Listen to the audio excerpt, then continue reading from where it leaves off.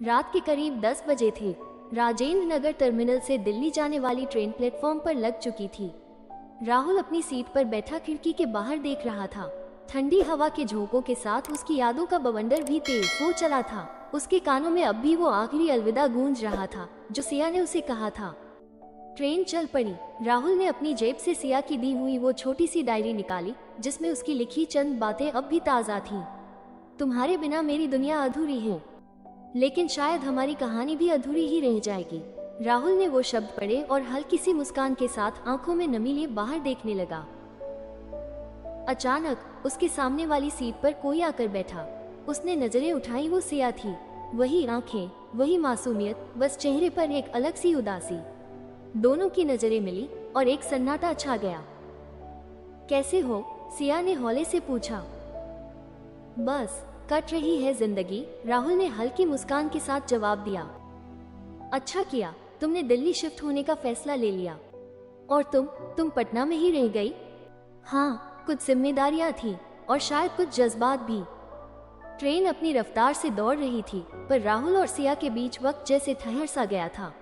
दोनों जानते थे कि उनकी मंजिलें अब अलग थी, फिर भी कुछ पल के लिए किस्मत ने उन्हें फिर से मिलवा दिया था।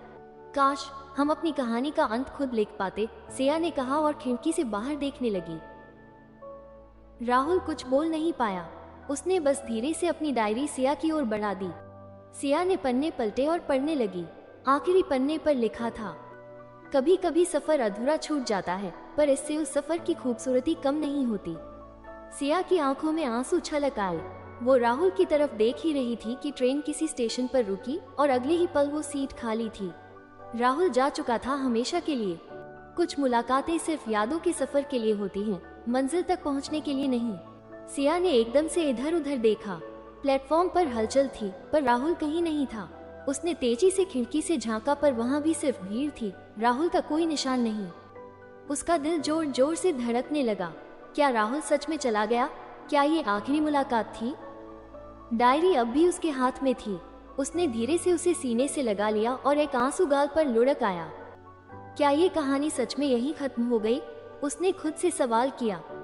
कुछ साल बाद दिल्ली का कनॉट प्लेस, एक खूबसूरत शाम, ठंडी हवा चल रही थी। सिया अपनी दोस्त आरती के साथ एक कैफे में बैठी थी। सिया, सुना है दिल्ली में एक नया लेखक आया है जो अपनी अधूरी प्रेम कहानियों के लिए फेमस हो रहा है। अच्छा, कौन है वो? नाम है राहुल शर्मा। सिया का दिल एक पल को ठहर गया। तू ठीक है? आरती ने पूछा। सिया के हाथ से कॉफी का कप छूटते छूटते बचा। हाँ, मैं बस सोच रही थी कि कुछ अधूरी कहानियां भी अपनी मंजिल ढूंढ ही लेती हैं। उसकी आंखें दूर किसी को तलाश रही थी, शायद राहुल को, या शायद बस उस पुराने सफर को जो अब भी उसकी यादों में जिंदा था। सिया की सांसें तेज हो गईं। राहुल, एक लेखक, क्या ये वही राहुल था जो ट्रेन में उसे हमेशा के लिए छोड़कर चला गया था? तू जानती है उसे? आरती ने पूछा। सिया ने गहरी सांस ली, खुद को संभालते हुए कहा, शायद हाँ। आरती मुस्कुराई। तो फिर मिलना नहीं चाहोगी उससे? सिया ने हल्की मुस्कान के साथ कहा, अगर किस्मत को मंजूर होगा तो हम जरूर मिलेंगे। कुछ दिनों बाद दिल्ली के एक बड़े बुक स्टोर में राहुल शर्मा की नई किताब अधूरी कहानियां का लॉन्च इवेंट था। सिया ने हिम्मत जुटाई और वहां पहुंची। किताबों से भरी उस दुनिया में स्टेज पर एक जाना पहचाना चेहरा खड़ा था, राहुल। वो पहले से थोड़ा बदल गया था, लेकिन उसकी आंखों में वही गहराई थी, वही अधूरी कहानियों का दर्द। ये किताब उन लम्हों के नाम जो पूरे नहीं हो सके और उन चेहरों के नाम जो भुलाए नहीं जा सके, राहुल ने कहा। सिया का दिल तेजी से धड़कने लगा। उसने कांपते हाथों से किताब उठाई और पहला पन्ना पलटा। सिया के नाम, जिसने मुझे सिखाया कि अधूरी कहानियां भी खूबसूरत होती हैं। सिया की आंखें छलक गईं। राहुल ने स्टेज से उसे देखा और उनकी नजरें मिली। आज कोई ट्रेन नहीं थी, कोई प्लेटफॉर्म नहीं था, बस दो आंखें थी जो एक दूसरे को देख रही थी, जैसे वक्त फिर से वहीं ठहर गया हो। शायद कुछ अधूरी कहानियां कभी खत्म नहीं होती, बस नए तरीके से जी जाती हैं। ये स्टोरी आपको कैसा लगा? कमेंट करें, वीडियो को लाइक करें और चैनल को सब्सक्राइब करें ताकि अगला नया वीडियो आप तक सबसे पहले पहुंचे।